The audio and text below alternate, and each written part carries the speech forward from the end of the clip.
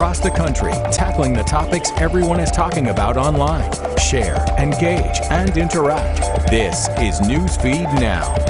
Good morning and welcome to Newsfeed Now. It's Monday, but it's the week of Christmas, which makes Monday a little bit easier. I'm Hillary Hunt. We have got quite a few stories to cover today, including the latest on 2 COVID-19 vaccines and, of course, what everyone's watching, that new stimulus deal. But first, let's get started with the ongoing pandemic. Initial shipments of Moderna's COVID-19 vaccine are being sent out across the country. Several trucks carrying the vaccine arrived at the UPS World Port facility in Kentucky yesterday. From there, they were packed onto planes. You can see it happening right there for distribution.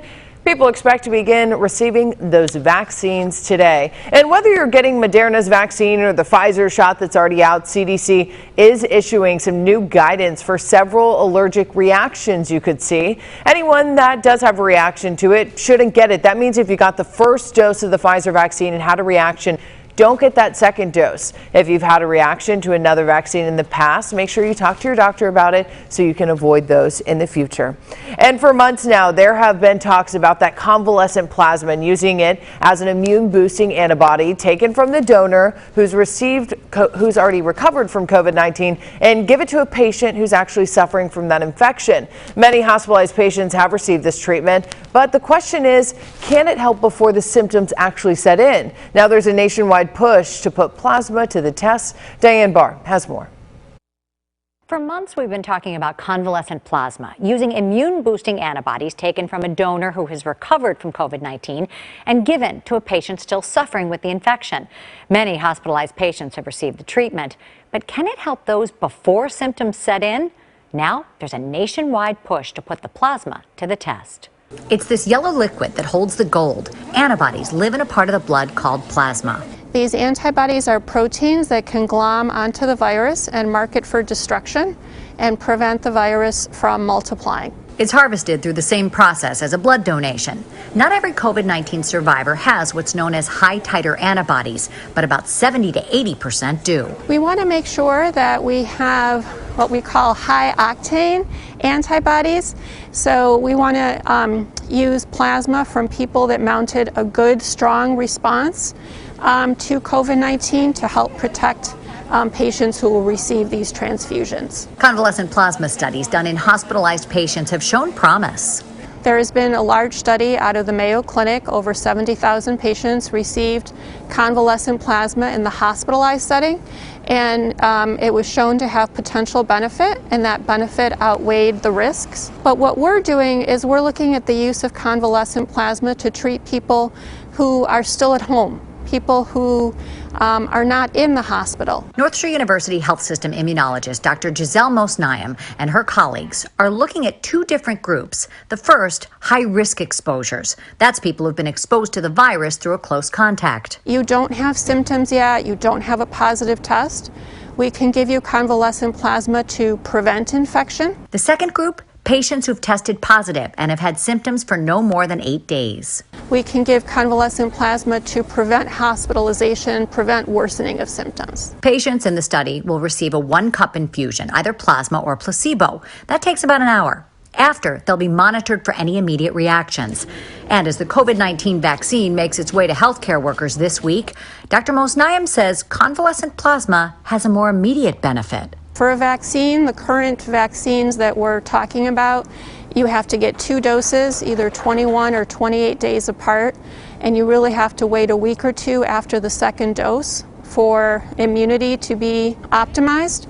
So really with the convalescent plasma, you're getting that immunity immediately, same day. And we all want to get back to a normal functioning society, and this is an opportunity for all of us to work together toward that goal.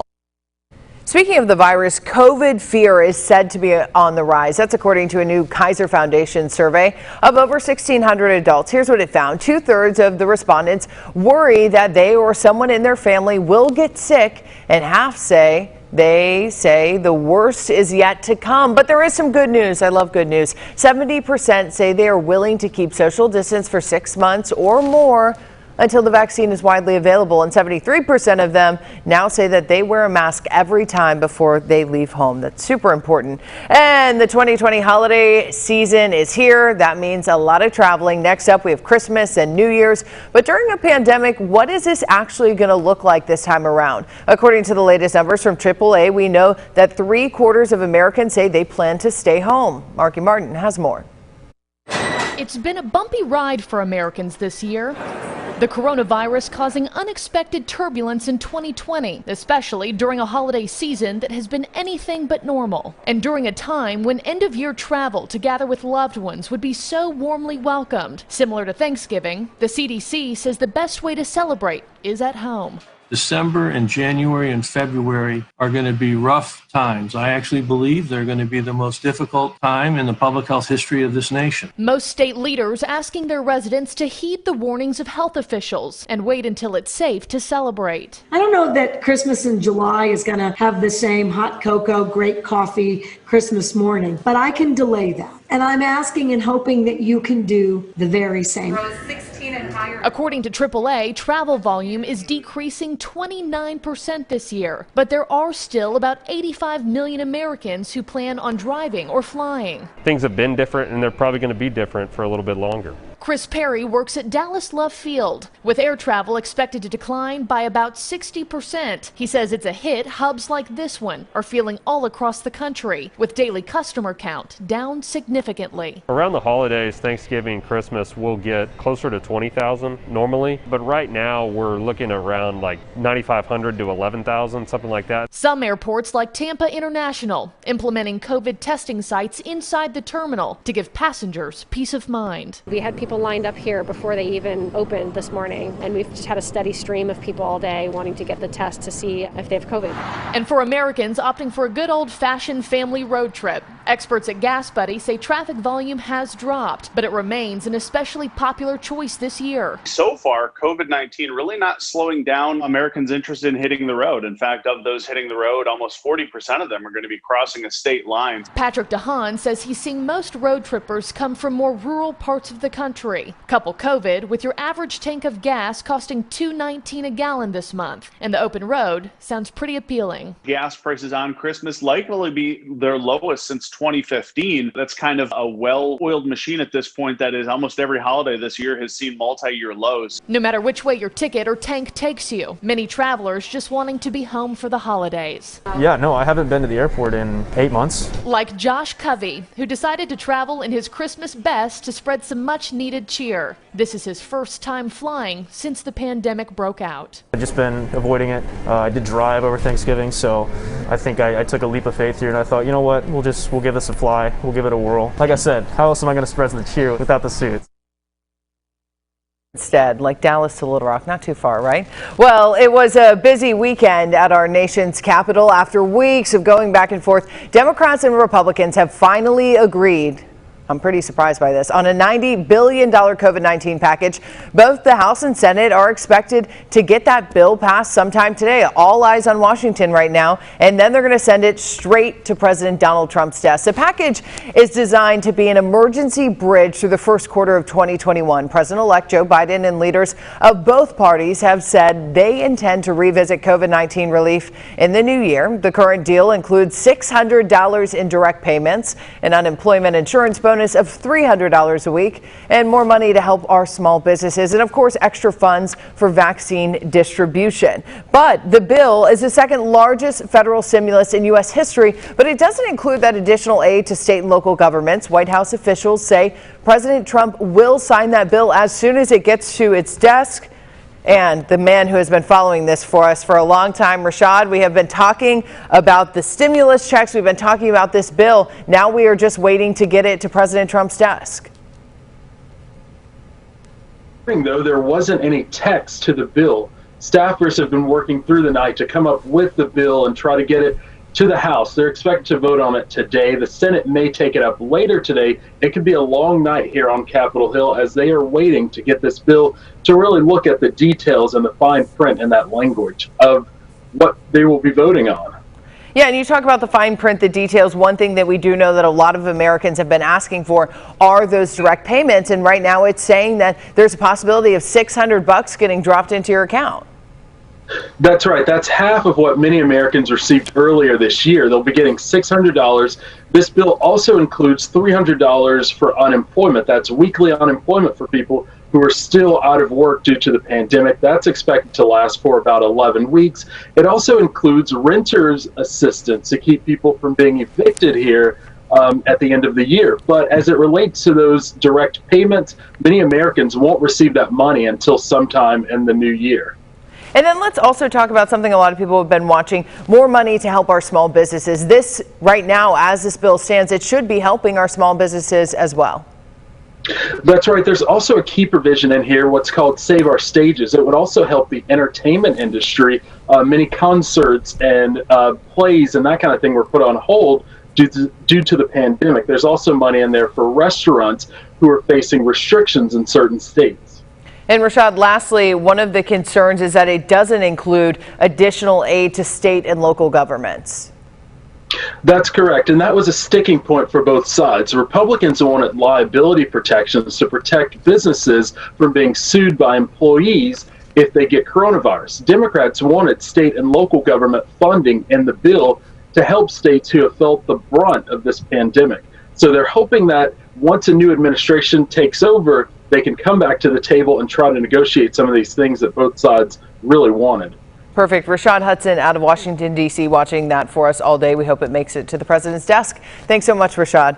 And the U.S. Secretary of State says Russia is behind the hacking that breached dozens of federal agencies and companies. U.S. cybersecurity company FireEye revealed that the hack earlier this month, the hackers actually gained access to an Austin-based technology company that works with clients around the world. Then here's what happened. They sent bugging software updates to customers who had versions of its online platform. The cyber attack is believed to have started early this spring.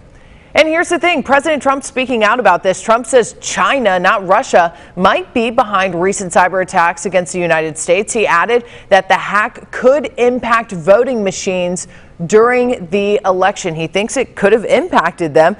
He also says expert hackers were after things like nuclear plans, blueprints for advanced weapons, and COVID-19 vaccine-related research. Russia has said it has nothing to do with that hacking. And let's move into the West today. In California, a young girl home alone kept cool while fighting off an intruder. This is video you have to see. Rowan Shaddad spoke with the brave girl in Garland and has more.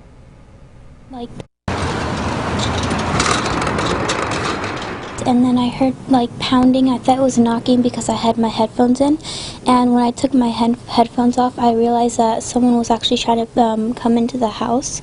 12-year-old Nylita Lincoln was home alone around noon yesterday when a strange man tried to bust open her front door. I grabbed my baseball bat and I walked into my living room and saw the lock was busted and he was trying to get in. The strange man stopped what he was doing just for a moment. And he said, "Let me in," and I yelled no, and I kicked the door into his face. And so Nylita kept her cool about her despite her fear because she was focused on one thing. I was really scared, but I just knew I knew he couldn't come into the house, and I knew just to protect my own house, and I didn't want to die, and I didn't want him stealing any things from my house, and so I protected it. Woodland police called her dad to tell him what had happened and that she was all right. I left Big Five. I was buying her a throwing axe. He says police got to his home just in time. The chain just let go as soon as they were pulling up, and they were able to get here on time. So thank you, Woodland PD. We appreciate you.